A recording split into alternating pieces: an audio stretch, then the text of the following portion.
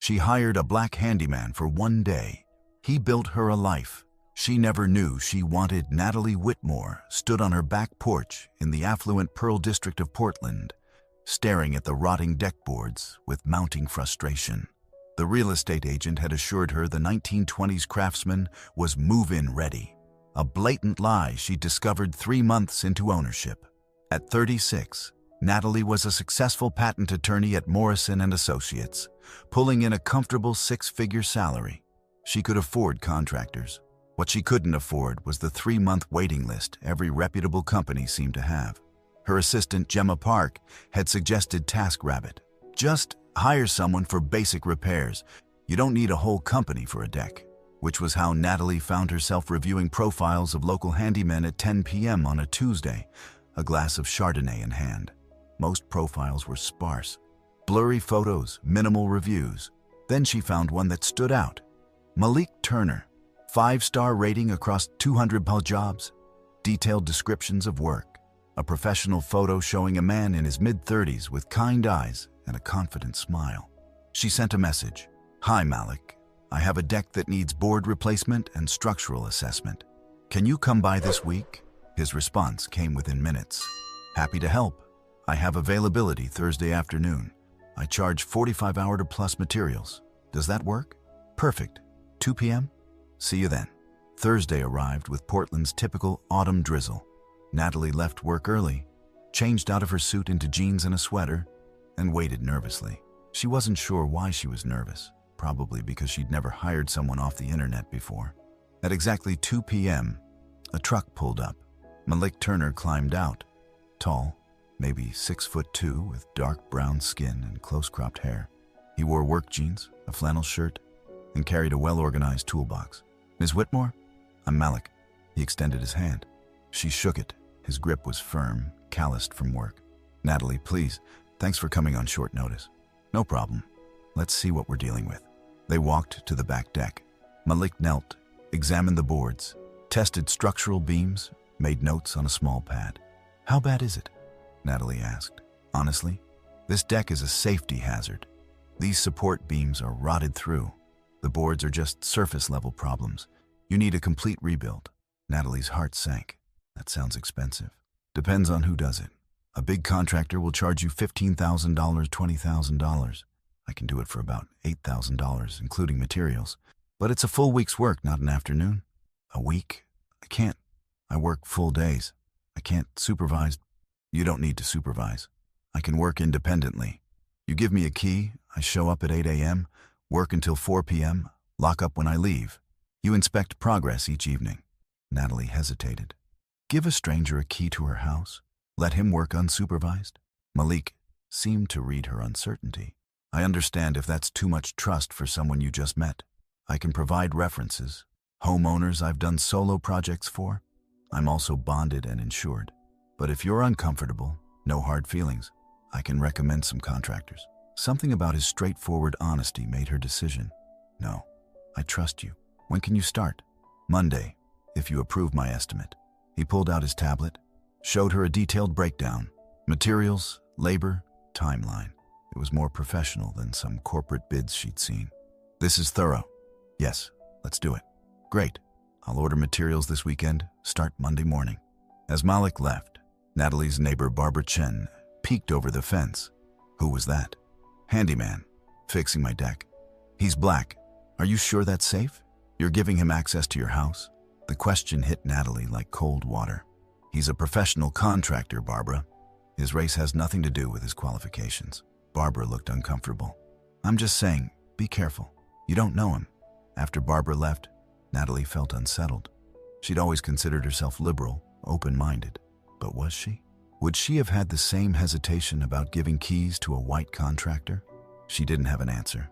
But she knew Malik Turner seemed more trustworthy than most people she'd met in her professional life. Monday would be interesting. Hello, my Stop Racism family. Thank you for tuning in today. Before we dive deeper into this beautiful love story, I want to hear from you.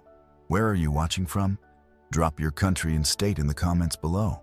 Also, I'd love to know your thoughts. What did you think of the story so far? Do you believe love can truly conquer prejudice? Let us know in the comments. We love reading them, and trust me, your words motivate us to keep making these videos. Let's make this video reach at least 50 comments. Your support means the world to us, and it drives us to create even more meaningful content for you. So don't forget to comment, share, and keep spreading love. Monday morning, Natalie left for work at 7:45 a.m., leaving a key under the mat as arranged. When she returned at 6 p.m., she found the deck completely demolished, old boards neatly stacked for disposal, and a detailed note, "Day 1, complete." Removed all old decking and identified additional rot in 2 support posts. We'll need to replace those tomorrow. Left everything secured for safety. Malik, the precision, impressed her. No mess left behind. Clear communication about unexpected issues. Tuesday, she came home to new support posts installed. Wednesday, the framing was complete. Thursday, new boards were going down. Friday, the deck was 80% finished, just needing railings and final sealant. But what struck Natalie more than the work quality was the small considerations.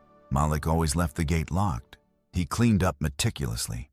He left notes about his progress and any concerns. On Friday evening, as she inspected the nearly complete deck, her phone rang. "Malik, hi Natalie. I'm sorry to call after hours, but I wanted to let you know I can't finish until Monday. The sealant needs to cure, and I want to do the railings properly rather than rush them today." "That's fine. The deck looks amazing, Malik. Really professional work. Thank you. I take pride in doing things right. Oh, and I noticed your kitchen faucet is dripping. Not my business, but it's probably a worn washer. Easy fix if you want me to look at it Monday." After hanging up, Natalie realized something. In 1 week, Malik had fixed her deck, identified other issues, and treated her home with more care than the previous owners probably had. Saturday, her friend Charlotte Davies came over for wine. Charlotte was a tech executive, sharp-dressed and sharper-minded. "This deck is gorgeous. Who did you hire?" "A handyman named Malik Turner. Found him on TaskRabbit." "TaskRabbit? Natalie, that's risky. Did you at least vet him?" "He had great reviews, and the work speaks for itself. Still, you gave a stranger keys to your house. What if—" Charlotte paused. "Wait, is he white?" "No, he's black. Why does that matter?" Charlotte looked uncomfortable. "It doesn't. You know how people are. I'd be worried about judgment." "Judgment from who? About what? Hiring a qualified contractor? About appearances. You're a successful attorney. Dating that partner at your firm. What's his name, Brett? What does he think about you having a black man working alone at your house all week?" Natalie felt anger rise. "Brett and I broke up 3 months ago, and even if we hadn't, it's none of his business who I hire. Malik's professional, skilled, and has treated my home better than any contractor I've worked with. That's all that matters." But Charlotte's words nagged at her. Would people judge? And more importantly, why did she care? Monday morning, Malik arrived to finish the project. Natalie, working from home that day, offered him coffee. "Thanks, but I don't want to intrude on your workspace." "You're not intruding. I'm on Zoom calls all morning anyway. Coffee's fresh." As they stood in her kitchen, him gratefully accepting the coffee, her checking emails on her phone, Natalie realized something. This felt comfortable, natural, like having a friend over rather than a contractor working. "I'll fix that faucet while I'm here," Malik said. "No charge. It's a 5-minute job." "You don't have to." "I want to. You've been a great client. Trusted me with your home. That matters." The sincerity in his voice made her look at him differently, not as the handyman, as a person, someone with integrity, skill, and kindness, and she liked what she saw. The deck was finished by Monday afternoon. It was beautiful, solid, level, sealed to perfection with custom railings Malik had suggested. As Natalie inspected the final product, Malik packed his tools. "Everything look good?" "It's perfect. Better than I imagined." "Thank you, Malik." "My pleasure. You have my number if anything comes up. I guarantee my work for 2 years." He started toward his truck, and Natalie felt an unexpected pang of disappointment. The week had been oddly comforting, knowing someone capable was taking care of her home, coming back to progress each day. "Wait," she called. "You mentioned other issues. The faucet, but what else?" Malik turned, surprised. "Are you asking for a full home inspection?" "Maybe. I'm new to home ownership. I don't know what I don't know. If you're willing, I'd pay you to do a walkthrough. Identify problems before they become emergencies. Sure, I can do that now if you have time. For the next hour, Malik walked through her home with professional eyes. He identified a loose handrail, inefficient weather stripping, an electrical outlet that needed replacing, gutters that should be cleaned before winter. Your water heater is original to the house, 1998. It's living on borrowed time. I'd budget for replacement within the year. Natalie took notes on her phone, overwhelmed. This is a lot. It's a 100-year-old house. They need love, but nothing urgent except the outlet. That's a fire hazard. I can fix that today. Please, and maybe, could you come back weekly as like a regular maintenance person? I'll pay your hourly rate. You can spend a few hours tackling the list and I won't have to worry. Malik studied her. You realize that's unnecessary for most homeowners. You could just call me when something breaks. I know, but I like the preventive approach. And honestly, she paused, surprising herself with vulnerability. I trust you. That's rare for me. Something shifted in Malik's expression. Okay, I can do Thursday afternoons, 2 hours weekly. We'll work through the list systematically. Over the next month, Thursday afternoons became routine. Malik would arrive at 2 p.m., work until 4 p.m. And Natalie, who started working from home Thursdays, would bring him coffee and they'd chat during breaks. She learned he was 35, never married, lived in North Portland. He'd served 4 years in the Navy as a machinery technician, then started his handyman business using skills learned in service. Why not work for a big company? You'd probably make more. Money isn't everything. I like being my own boss, choosing my clients, building relationships instead of just moving from job to job. He paused. And honestly, big companies don't always hire people who look like me for management positions. Being self-employed means I control my destiny. The casual mention of racism stung because Natalie knew it was true. I'm sorry you've experienced that. It's reality, but I'm not complaining. I built something I'm proud of that matters more than a corporate salary. His resilience impressed her. As weeks passed, their conversations deepened. He asked about her work. Patent law fascinated him. She asked about his projects. The variety kept life interesting. One Thursday, as Malik repaired a window seal, Natalie's ex Brett stopped by unannounced. Brett was everything Natalie's parents had approved of. White, wealthy, Harvard law. He was also condescending and self-centered, reasons she'd ended things. Natalie, we need to talk, Brett said, then noticed Malik. Who's this? Malik Turner. I handle maintenance for Natalie's home. Malik extended his hand. Brett ignored it, turning to Natalie. You have a handyman here while you work from home? That's cozy. The implication was clear and offensive. Natalie's voice went cold. Brett, unless you have actual business, leave. I wanted to discuss reconciling, but clearly you're busy with other things. After Brett left, Malik started packing his tools. I should go. No, he's an asshole. Don't let him cut our afternoon short. Natalie, I don't want to cause problems in your life. You're not, he is. He was always dismissive of people he considered beneath him. I should have seen it sooner. Malik was quiet then. Is that how you saw me? At first, as beneath you? The question hung heavy. Natalie thought about her initial hesitation, Barbara's warnings, Charlotte's concerns. Honestly, I don't know. I'd like to say no, but I definitely had biases I didn't recognize. Hiring you taught me that. She met his eyes. I see you now, Malik. Not as my handyman, as my friend, if that's okay? His smile was genuine. Yeah, that's okay. The Thursday afternoon routine continued, but the dynamic shifted. They were friends now, real friends who talked about more than faucets and weather stripping. Malik told her about his sister Kiara, a high school teacher struggling to manage her classroom on inadequate funding. About his best friend Andre Jackson, who'd recently opened a coffee shop in North Portland. Natalie talked about the pressure of making partner at her firm, about her strained relationship with her parents, who disapproved of her divorce from Brett, about feeling isolated in her success. Why isolated? Malik asked one afternoon while fixing a squeaky door. Because everyone in my circle is the same. Wealthy, white, privileged. We talk about investment portfolios and vacation homes. Nobody talks about real things. Fear, failure, what actually matters. It's exhausting. Sounds like you need different friends. Probably. But changing social circles at 36 feels impossible. Everyone's established. Not impossible, just scary. But growth usually is. His wisdom surprised her. Malik hadn't gone to college, but he understood people and life in ways her Harvard-educated colleagues didn't. One Thursday, Natalie suggested lunch. "You've been working for 3 hours. Let me buy you lunch? There's a great Thai place nearby." Malik hesitated. "You don't have to." "I know, but I want to. As a friend. Unless you're uncomfortable eating with clients. You're not just a client anymore." He smiled. "Okay, but we split the check. Friends pay their way." At the restaurant, they drew stairs. Natalie noticed but tried to ignore it. A blonde white woman and a black man having lunch wasn't unusual in Portland, or shouldn't be. But she felt the weight of assumptions. Malik noticed too. "You okay? You seem tense." "People are staring. They always do. You get used to it." "Do you? Really?" "No. But you learn to not let it control your life." He paused. "Is this uncomfortable for you? Being seen with me?"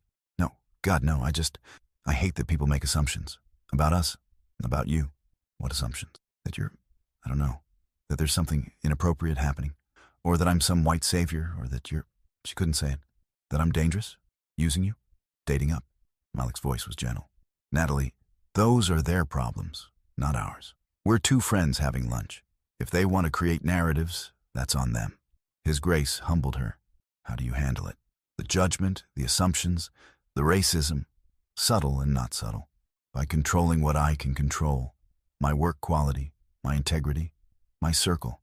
I can't change how people see me, but I can be someone I'm proud of. That's enough." The conversation stayed with Natalie all week.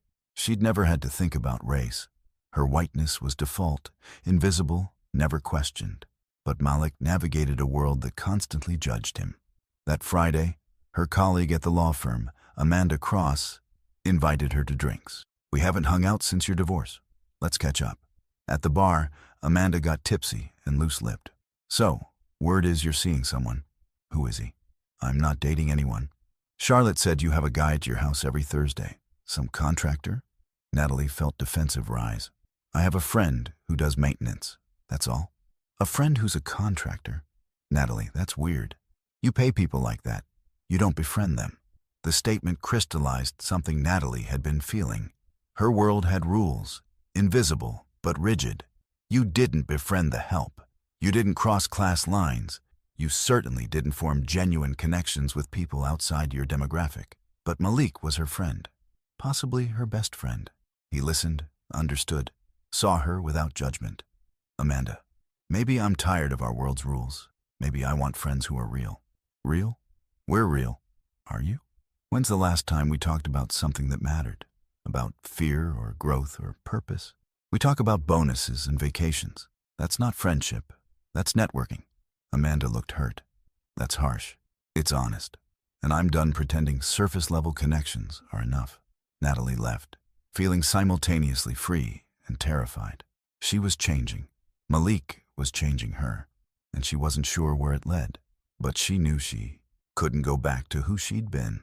That Thursday, when Malik arrived, Natalie had wine poured, a first for their afternoons. "What's this?" Malik asked, accepting the glass cautiously, celebrating. "I realized this week that you're the best friend I have, and I wanted to acknowledge that. Thank you, Malik, for seeing me, for being real, for making my life better." Malik clinked his glass against hers. "Same, Natalie. You've reminded me that not everyone sees race first, that some people genuinely care about character. That's rare." They stood on her completed deck, the project that brought them together, and Natalie felt something shift. This wasn't just friendship anymore, or maybe it still was, but with the potential for more. The question was, did she have the courage to explore it? 2 months into their Thursday routine, Natalie's pipes burst during an October cold snap. She called Malik in a panic at 10 p.m. "Water's everywhere. I turned off the main, but I don't know what to do. I'm 20 minutes away." "Don't panic." He arrived in record time, assessed the damage, and worked until 2 a.m. fixing the break and cleaning up water damage. Natalie helped, fetching tools and holding flashlights. When it was finally fixed, they collapsed on her couch, exhausted and soaked. "I can't thank you enough," Natalie said. Emergency plumbers would have charged a fortune. That's what friends do. Help each other. Malik stood to leave. I should go. It's late. Stay, please. The guest room is ready. It's stupid for you to drive home at 2 a.m. when you have to be back tomorrow to check for additional damage. Malik hesitated. Natalie, a black man staying overnight at a white woman's house. People will talk. Let them. You've taught me I can't control other people's narratives. Stay. As my friend. He agreed. And the next morning, Natalie woke to the smell of coffee. Malik was in her kitchen, making breakfast. I hope you don't mind. I'm an early riser, and I figured breakfast was fair trade for the guest room. They ate together. Scrambled eggs, toast, coffee. And it felt domestic, comfortable, like something Natalie had been missing her entire adult life. I could get used to this, she said without thinking. Malik's eyes met hers. What do you mean? This. Easy mornings. Someone who makes coffee. Real conversation instead of rushing to work. Sounds like you're describing a relationship. The word hung between them. Were they heading toward that? Could they? Would that be crazy? Natalie asked quietly. Us? As more than friends? Malik set down his coffee. Natalie, I care about you. A lot. You're smart, kind, funny. But dating you would be complicated in ways you might not fully understand. Because you're black and I'm white. That's part of it. But also because of class. I'm a handyman. You're a lawyer. You make triple what I make. Your friends already judge you for befriending me. Imagine dating. Me. I don't care what they think. You say that now. But Natalie, interracial relationships, especially ones that cross class lines, face scrutiny. From both sides. My friends would question if you're slumming or fetishizing me. Your friends would question my motives. Your family would probably disown you. So we let fear stop us from exploring something real? Malik was quiet for a long time. I'm not saying no. I'm saying be sure. Be really sure. Because once we cross this line, there's no going back to simple friendship. Natalie thought about it. The complications, the judgment, the challenges. Then she thought about how she felt when Malik walked in. How Thursday afternoons were the highlight of her week. How he'd built not just her deck, but a space in her life for authentic connection. I'm sure, she said. I want to try. If you do. I do. But slowly. Let's start with an actual date. See how it feels outside these walls. They planned for Friday. Dinner at Andre's coffee shop, which also served evening meals. Neutral territory, casual, just testing whether their connection extended beyond the bubble of her home. Friday arrived with Natalie's nerves frayed. She'd told no one, not Charlotte, not Amanda, not her parents. This was private, exploratory. Hers. Malik picked her up at 7 p.m., and seeing him dressed up, dark jeans, button-down shirt, made her stomach flip. He looked handsome, more than handsome. You look beautiful, he said, taking in her simple dress. Thanks. You clean up pretty well yourself. Andre's place was cozy. Exposed brick, local art, the smell of fresh roasted coffee. Andre himself appeared when they arrived, tall, with locks and a warm smile. So, this is the famous Natalie. Malik talks about you constantly. He does. Andre grinned. Constantly. Natalie said the funniest thing. Natalie's brilliant. Natalie made coffee exactly right. Man smitten. Malik looked embarrassed. Andre, shut up. I'm just stating facts, brother. Andre winked at Natalie. Dinner's on the house. Enjoy. Over dinner, salmon, roasted vegetables, excellent wine. They talked about everything except the elephant in the room. Finally, Natalie addressed it. Are we really doing this? Dating? Seems like it. How does it feel? Terrifying. Exciting. Right. You? Same. Natalie, I need you to know. I'm not here for your money or your connections. I'm here because you make me laugh, because you challenge me, because you see me as a whole person, not just a contractor or a black man. That's rare. You do the same for me. You see past the lawyer, the success, the walls I've built. You see who I am underneath. And I like who you are underneath. I like who you are. Period. They left the restaurant holding hands. A deliberate choice. A public statement. Natalie felt hyper-aware of stares, but also defiant. This was her life. Her choice. Her heart. How's this story hitting you so far? Tell us in the comments. If you're loving it, type 1. If not, type 0. We want to know what you think. The first month of dating was heaven. They kept it private, exploring their connection away from scrutiny. Thursday afternoons evolved into Thursday evenings. Dinner, movies, long conversations on her deck. But privacy couldn't last forever. Natalie's parents, Richard and Susan Whitmore, announced they were visiting Portland, staying at her house for a week. "I have to tell them," Natalie said during one of their evening talks. "About us. They'll meet you anyway. You're here every Thursday. I can skip Thursdays while they're visiting." "No, I'm not hiding you. But Malik, you should know. My parents are traditional, conservative. They barely accepted my divorce. This will be harder. Because I'm black or because I'm a handyman? Both, probably. And I'm sorry for that. Don't apologize for them. Just be prepared for their reaction." Richard and Susan arrived on a Tuesday, their Mercedes loaded with expensive luggage. They toured Natalie's house with approval, pausing at the deck. "This is beautiful work," Richard said. "Who did you hire?" "A local contractor, Malik Turner. He's been doing maintenance for me." "Regularly? How much is that costing?" "Not much, and it's worth it. The house stays in great shape." Thursday arrived, and Malik showed up as usual. Natalie met him at the door, nervous. "My parents are here. They know you're coming.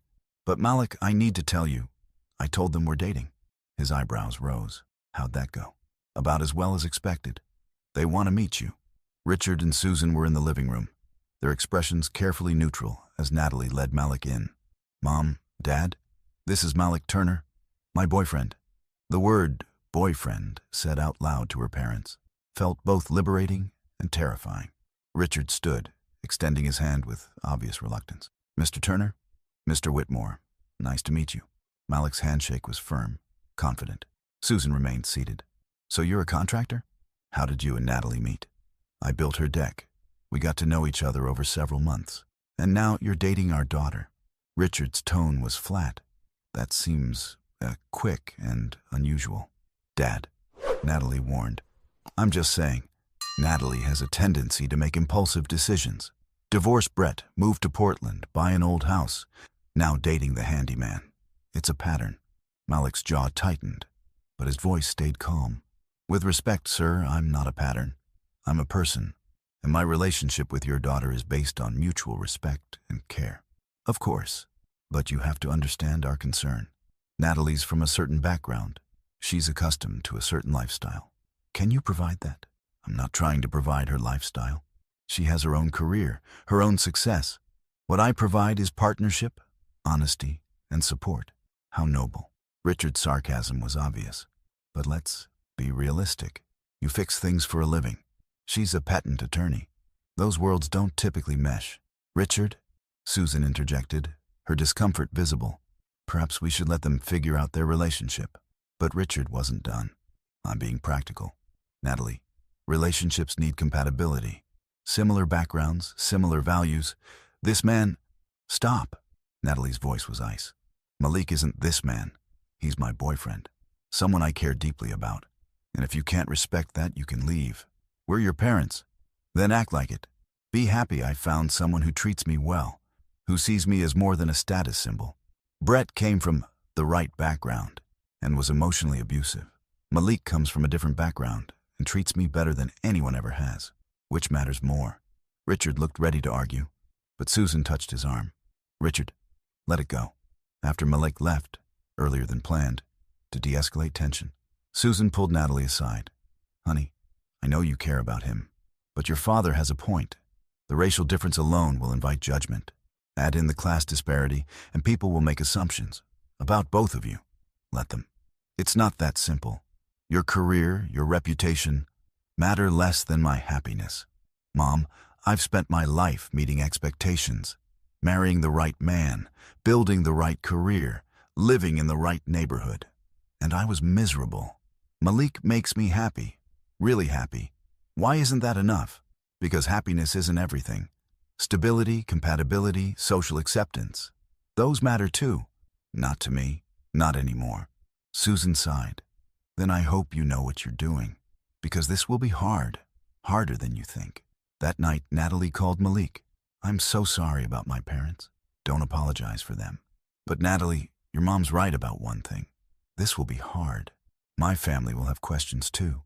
about whether you're serious or just experimenting, whether I'm setting myself up for heartbreak.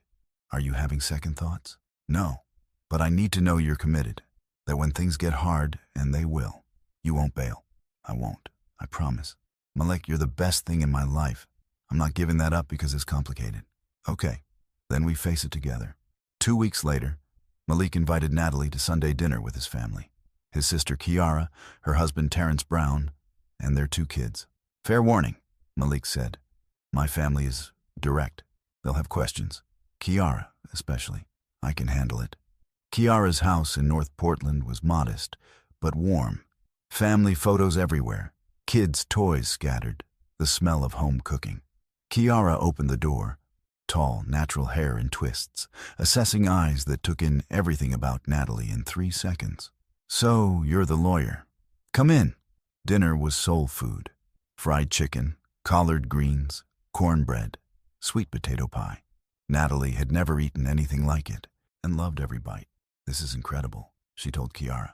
Our grandmother's recipes. Mama taught us before she passed. Kiara studied Natalie. Malik says you're serious about him. I am.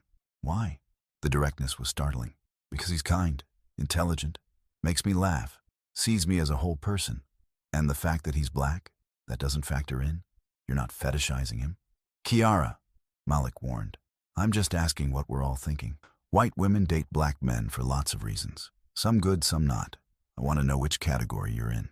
Natalie took a breath. I won't pretend race doesn't matter. It does. But I'm attracted to who Malik is. His character, his values, his soul. The fact that he's black is part of who he is, but it's not why I love him. The room went quiet. She'd said love, out loud. For the first time, Malik's eyes met hers, something passing between them that felt significant. Terrence spoke up. Natalie, I'm going to be real with you. Interracial relationships are hard. Society judges. Both communities judge. You'll face racism directed at Malik that you've never experienced. You'll have to be willing to stand up, call it out, risk your comfort. Can you do that? Yes. I've already started. My parents were awful to Malik. I called them out. I'm learning what it means to be an ally instead of just claiming to be one. Kiara nodded slowly. Okay, that's honest. But Natalie, you should know. If you hurt my brother, you answer to me. He's been through enough. He deserves someone who's all in, not experimenting. I'm all in. I love him. She turned to Malik. I should have said it before, but I love you, completely. Malik's smile could have lit up the city. I love you too. Have for weeks. Just wasn't sure if you felt the same. How could I not? You've changed my entire life. After dinner, Malik's niece, Janelle, 7 years old with bright eyes and endless questions, pulled Natalie aside. Are you Uncle Malik's girlfriend? Yes. Are you going to marry him? Natalie laughed. We'll see. It's still new. I hope you do. He's been sad for a long time, since Grandma died. You make him smile again. The observation from a child cut through all the complications. At its core, they made each other happy. That was worth fighting for. As they left, Kiara hugged Natalie. Genuine warmth replacing earlier wariness. You're good for him. Welcome to the family. But remember, I'm watching. I wouldn't expect anything less. In Malik's truck, driving back to Natalie's house, he took her hand. Thank you for handling Kiara. She's protective. She should be. You're worth protecting. Natalie paused. I meant what I said. I love you. I want this, us, long term. Are you ready for that? I've been ready since you asked me to stay for breakfast that morning after the pipes burst. That's when I knew. This woman is different. Special. Mine. Yours. I like the sound of that. They spent that night together for the first time, not just sleeping in the same house, but really together. And it felt like everything Natalie had been missing her whole life. Connection. Passion. Genuine partnership. Her parents had been wrong. Class and race didn't determine compatibility. Character did. Values did.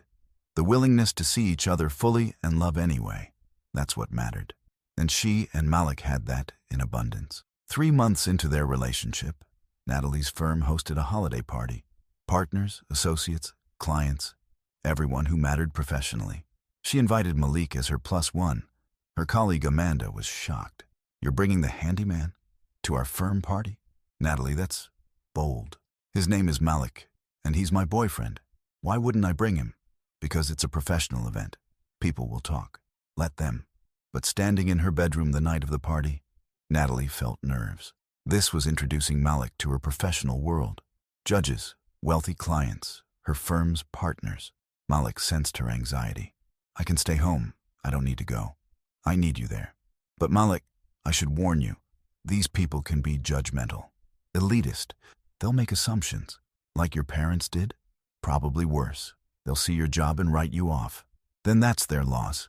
Natalie, I'm confident in who I am. A Navy veteran, a successful business owner, a skilled tradesman. If they can't see value in that, I don't need their validation. His confidence steadied her. At the party, reactions were mixed. Some colleagues were politely curious, others were coldly dismissive. One partner, Gregory Westfield, was overtly hostile. So, you're Natalie's wave friend? What do you do? I own a handyman business. Residential and commercial maintenance. How quaint. Must be quite different from Natalie's world. In some ways, but we both solve problems for clients. She handles legal issues, I handle structural ones. Different expertise, same goal. Gregory smirked. Not quite the same. One requires 7 years of education. The other requires technical skills, business acumen, customer service, and 4 years of military service. Malik finished. I'm proud of what I've built. Are you proud of what you've built through inherited connections? The shot landed. Gregory's family owned half of Portland's commercial real estate. He'd never worked a day outside privilege. Excuse me, Gregory said coldly, walking away. Amanda rushed over. Natalie, your boyfriend just insulted a senior partner. Gregory insulted him first. Malik just returned the favor. This is going to damage your partnership prospects. Then maybe I don't want to be partner at a firm that values pedigree over competence. The party ended early for them. In the car, Malik apologized. I shouldn't have snapped at that guy.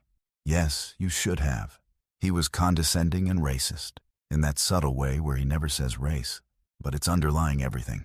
You handled it perfectly. Your colleague said it'll hurt your career. Probably. But Malik, I've been thinking, maybe I don't want this career. Maybe I want something different, something meaningful. Like what? I don't know yet. But I know I'm tired of working with people who value the wrong things, who judge others by class and race instead of character. The conversation planted seeds.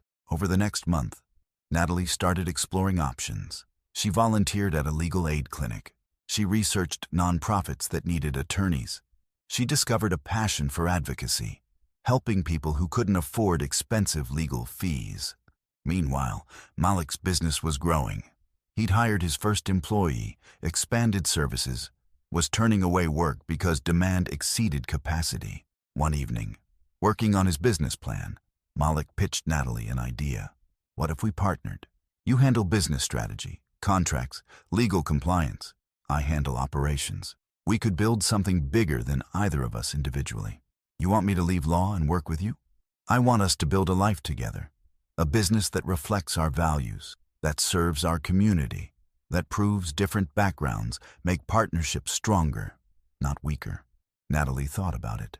Leaving Morrison and Associates would mean sacrificing prestige, salary, her parents' approval, but it also meant freedom, purpose, partnership with someone she loved. Okay, let's do it. Really? Really? I'm tired of living for other people's expectations. Let's build something ours. They spent that winter planning. Malik Turner Enterprises would expand, not just handyman services, but full property management, renovation consulting, and accessibility modifications for elderly and disabled homeowners. Natalie would handle business development, legal compliance, and strategic growth. 50-50 partners in everything. Her parents were horrified when she told them, "You're throwing away your career for a handyman?" "I'm building a business with my partner." "That's different. Natalie, you've lost your mind. This man has turned you against everything you were raised to value." "No, he's helped me see what actually has value, character, purpose, building something meaningful. Those matter more than status." Richard's voice turned harsh. "Then don't expect our support, financial or otherwise. If you want to throw away your future, do it alone. Fine. Malik and I will build this ourselves. We don't need your money. We never did."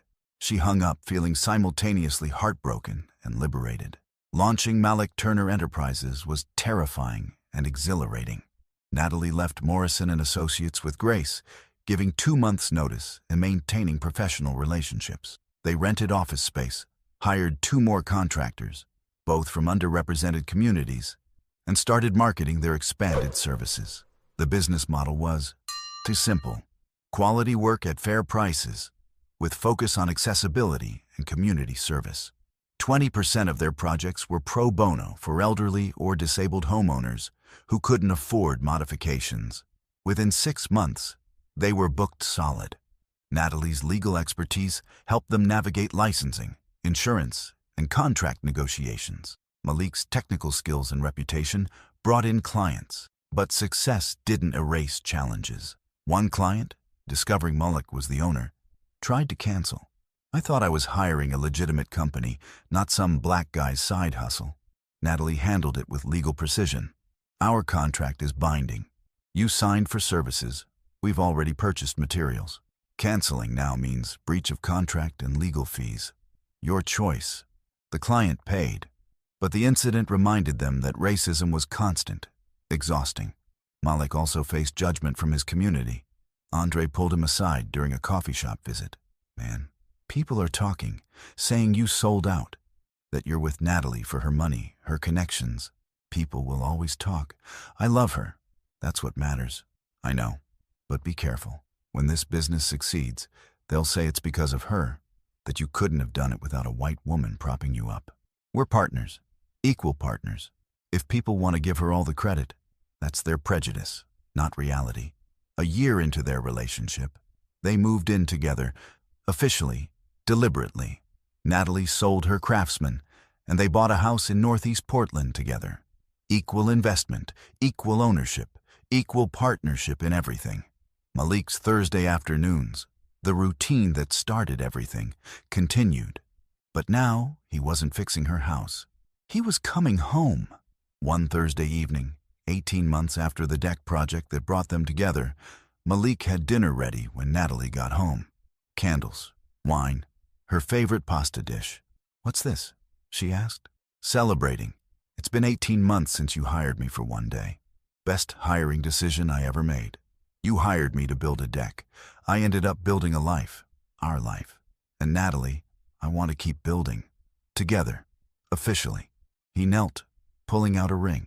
Not expensive, Malik wasn't that guy, but meaningful, beautiful, perfectly them. "Natalie Whitmore, you changed everything for me. You saw past my job, my race, my circumstances to who I am. You challenged me to dream bigger.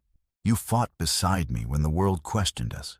You're my partner, my best friend, my love. Will you marry me?" Natalie was crying. "Yes. God, yes. Absolutely yes."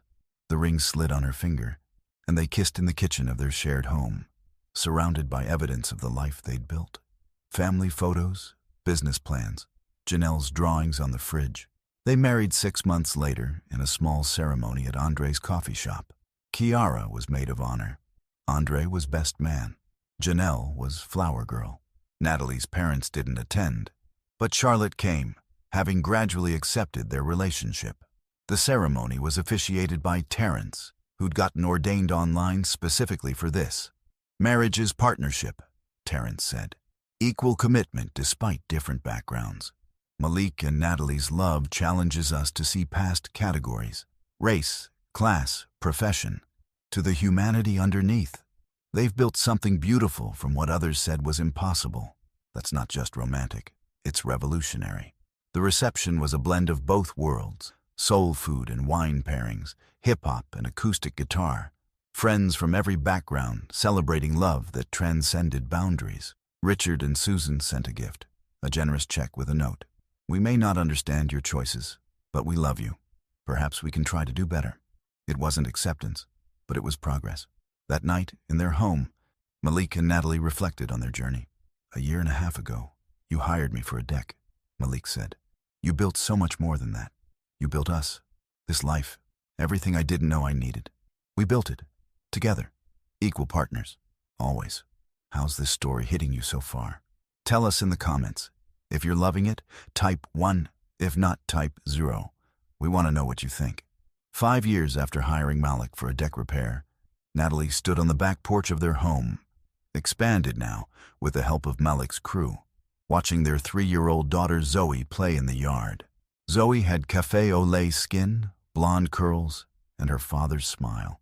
She was brilliant, curious, loved building things with her toy tools.